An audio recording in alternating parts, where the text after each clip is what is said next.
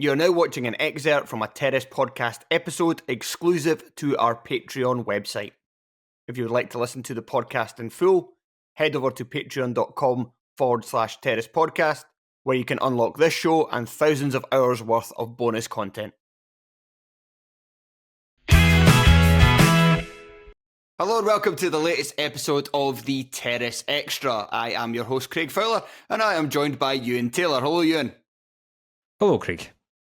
And we are going to be discussing the decision made by Hibernian Football Club to cut the allocation of their away fans. Now, this is pretty much only cutting the allocation of two teams, because Hibs typically give out 3 sections to every other side. Apart from Aberdeen, they give, I think, some in the upper tier as well. I think I'm right in saying.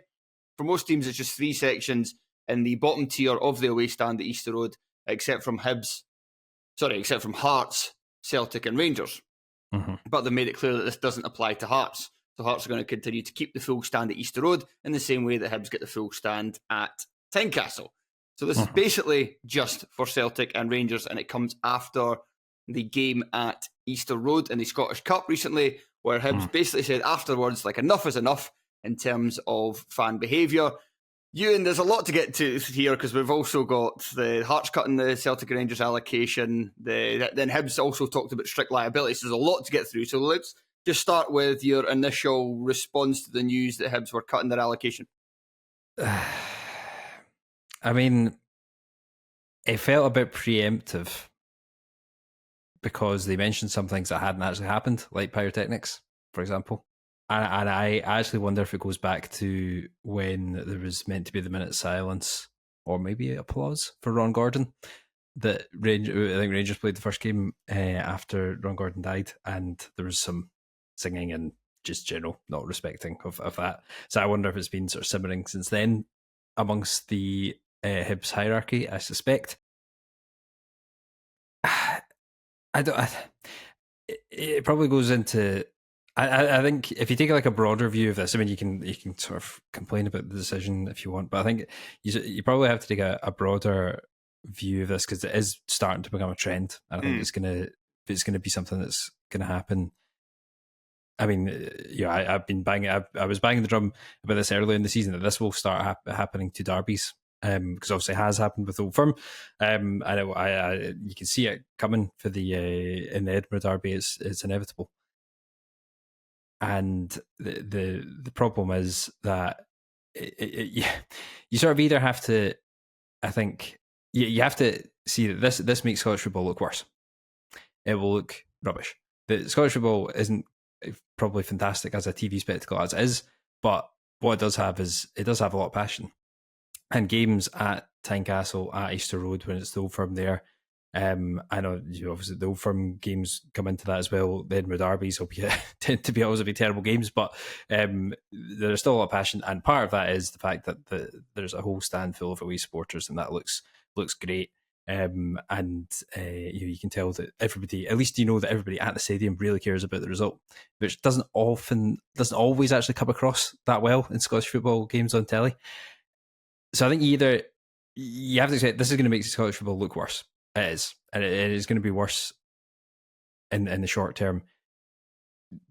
Does it help mix this? And I think you almost have to take the view of, is Scottish football in a bad place, and we want to make it so much better that we sort of get rid of what we probably quite like about the game at the moment, which is the passion. If you want to make it very family friendly and sort of change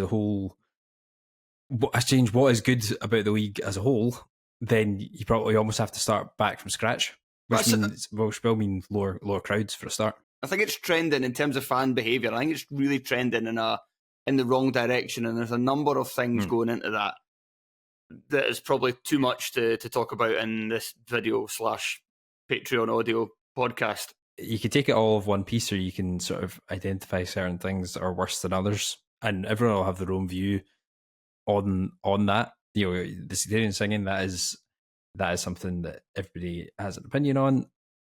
As to how serious it is, I think most people don't think it's very good and shouldn't happen. But then there's there's sort of it's almost, is there a hierarchy of things like that? You get into a bit dodgy ground where you start to say, well, this person's offence is not worth as much as this other person's offence, and you get yourself tied in knots. I do think, I don't like, it's hard. It's like, one thing I don't like, so I live in Glasgow. One thing I don't like about Glasgow is the casual sectarianism that you really don't get many other places other than the kind of west coast of Scotland. And it is, I think, a lot of that, and I think that speaks to like going on nights out in Edinburgh and going on nights out in Glasgow. Hearing casual sectarianism is so much more prevalent in Glasgow. It just, like, that's obviously that's not the most scientific of things. That's just my observation, but I've observed it many, many times where it's just like sitting in a pub in Edinburgh and somebody randomly coming out with, like, you're probably likely to hear that if you're in a pub, for instance, if it's like the Hearts game, especially if they're playing like Hibs or Celtic, or for instance. But just on an average night out in the town, you're very unlikely to hear anything about sectarianism and saying like another one saying like Hibs fans saying orange, stuff like that. That's going to happen at Hibs games involving Hearts and the Rangers as well. But if you're in the Edinburgh City Centre, you're unlikely to hear this. If you're in Glasgow City Centre, I've seen it many times where it's just casually, just kind of like this stuff comes out. And I think people underestimate the power of language to keep something alive like that. It is a society problem, but it also is a specific football problem. Now, strict liability, which has obviously been discussed again and again and again, bringing that in is, it'll open up a can of worms, which I don't know, and I think this is why it's never happened before. It's really not easy to legislate for that, because where do you start drawing the line? Is it like, do you ban specific songs? I mean, there's a lot of ways around that. Do you ban specific words? People won't agree on that. You've had even just, with the word, for example, there are different judges have different views on whether that's sectarian or not in Scotland. So, and people would be up in arms. I think a lot of people would be up in arms if you said you can't say that in a song. So that's the thing. Do you ban songs about the IRA that maybe aren't strictly sectarian, but obviously refer to, glorify a terrorist organisation or what have you?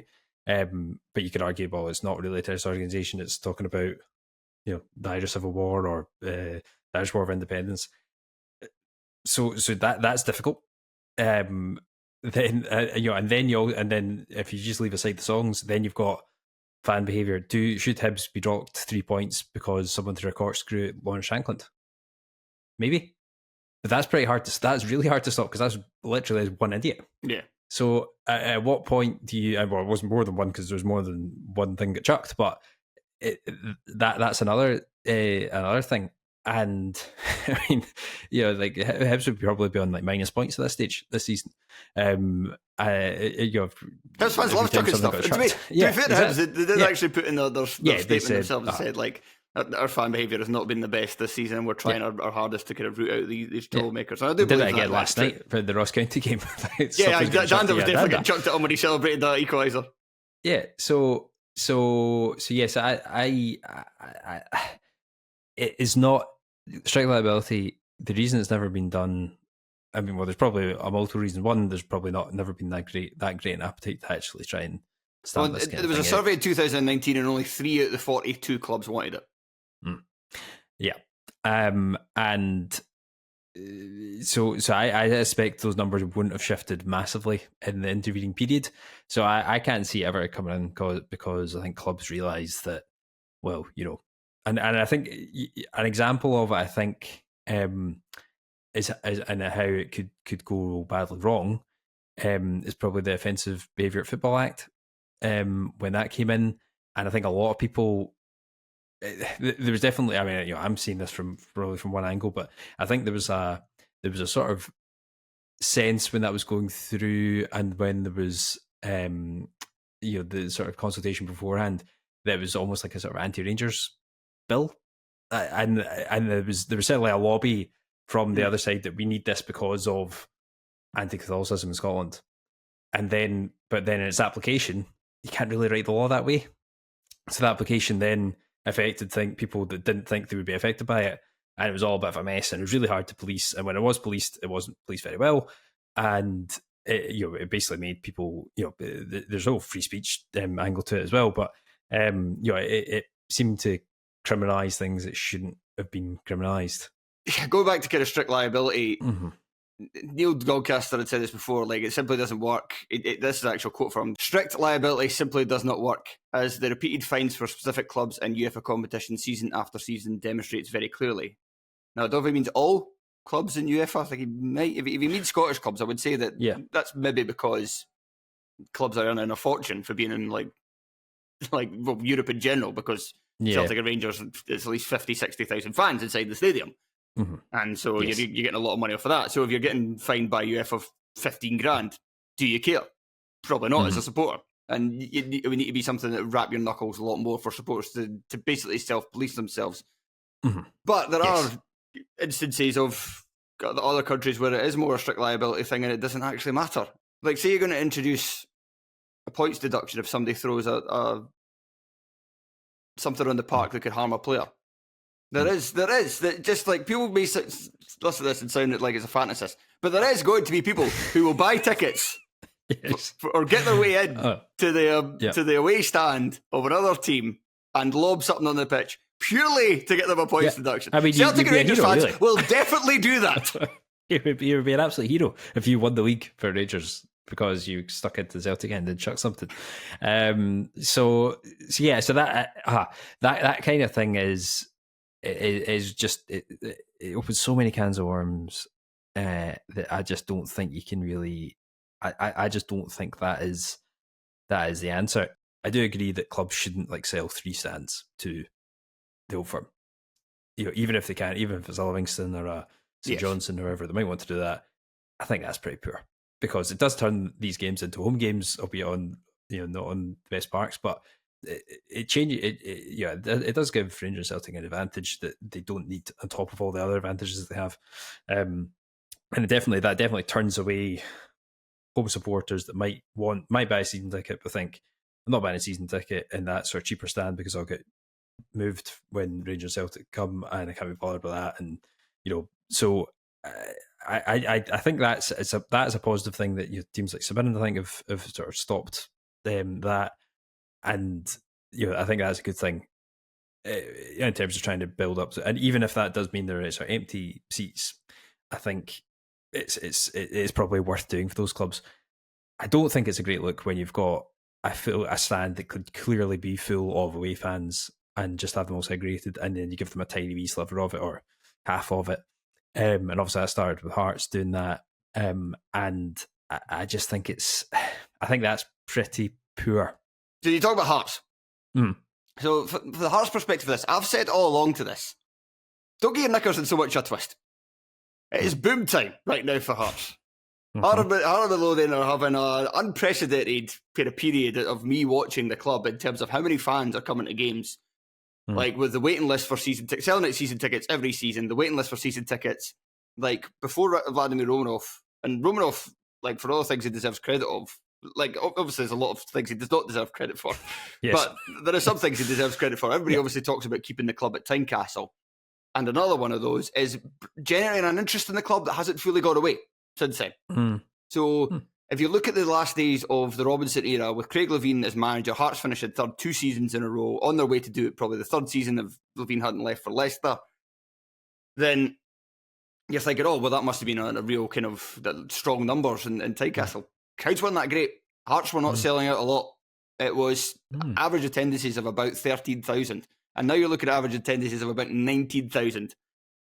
The European football is a big reason for that. But even this season, when it's kind of the demand then brings more demand, because it's like, oh, well, like I need to keep a season ticket because because people obviously signed up for it with European football and like it guarantees you a seat for the European games. Everybody was excited for that. Then the next season didn't get guaranteed.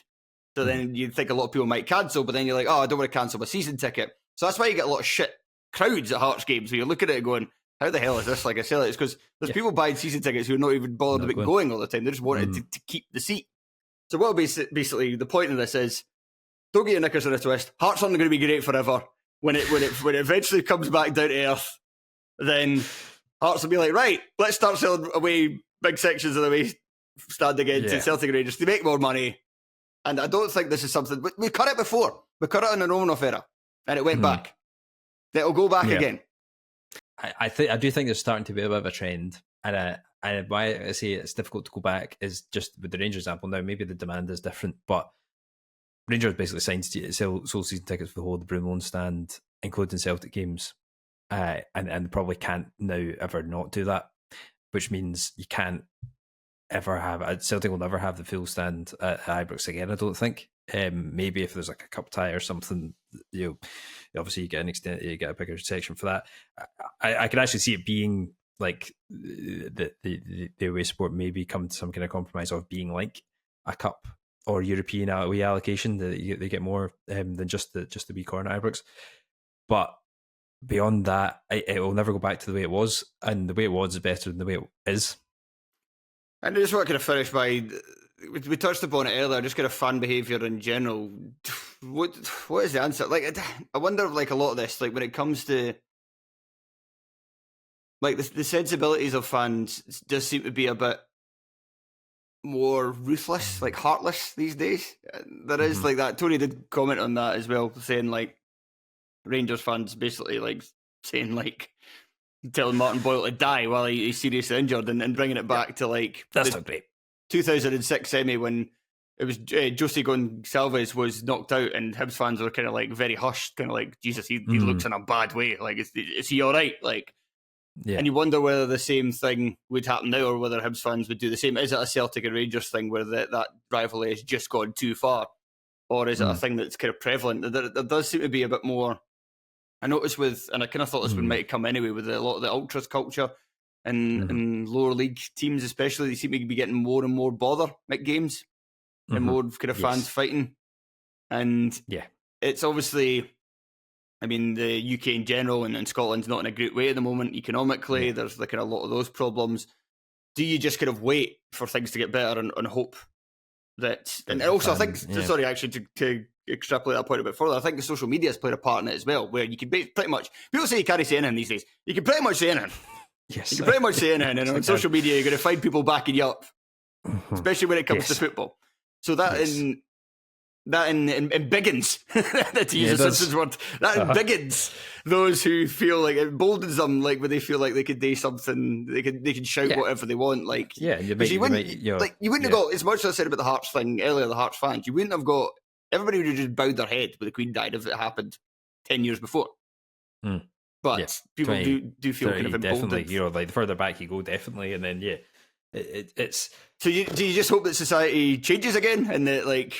Or is it eventually going to a point where you have to do something about it, or do you just go, well, that's football? Yeah, I mean, I suppose the 80s was it was pretty bad. We're not there, no, in terms of fan behaviour and hooliganism and so on, or the 70s, yeah. So I don't think we'd want to go back to that. So I think there probably needs to be a bit of sort of, I suppose, a bit of perspective on it. But I do think there needs to be there does need to be a bit of an eye kept on it, I think, and maybe, I mean, I'd be up for, it's one of those where people say, I'd rather be like, but people, I do think sometimes like the songs get a disproportionate amount of the coverage compared to for what they for the offence that they cause than the actual like dangerous behaviour, like fans running on the park and attacking people, or fans attacking each other, or that kind of thing. I mean, that's, to me, that's much worse. I mean, you could sing what you like about me, so far as I'm concerned, but don't hit my face, please. Yeah, would be my I think about go to the football. So yeah, that kind of thing, I think, does need an eye kept on it. But again, it's very difficult to police, and I don't really trust the police to police it. Right, Ian, that'll do us. Thank you very much for joining me. Perfect. Thanks, Craig. And thank you to everybody for listening and your continued support of the podcast. We'll talk to you again soon. Goodbye.